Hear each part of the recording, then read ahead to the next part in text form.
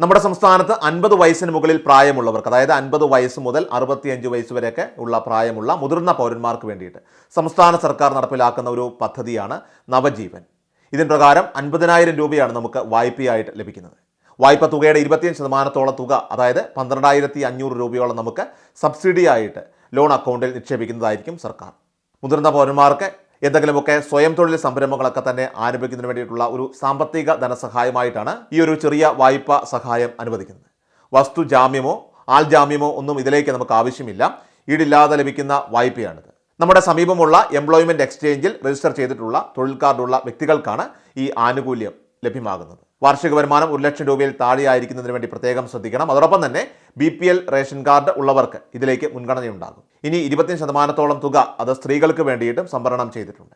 മറ്റ് വിശദവിവരങ്ങളെല്ലാം തന്നെ അറിയുന്നതിനായിട്ട് നിങ്ങളുടെ അടുത്തുള്ള എംപ്ലോയ്മെൻറ്റ് എക്സ്ചേഞ്ചിൽ ബന്ധപ്പെടുക. ഈ പ്രധാന അറിയിപ്പ് നിങ്ങളുടെ സുഹൃത്തുക്കളിലേക്കും ഗ്രൂപ്പുകളിലേക്കും എല്ലാം തന്നെ മറക്കാതെ ഷെയർ ചെയ്യുക. അറിയിപ്പുകൾ കൃത്യമായിട്ട് ലഭിക്കുവാൻ നമ്മുടെ ചാനൽ സബ്സ്ക്രൈബ് ചെയ്യുക, ഫോളോ ചെയ്യുക.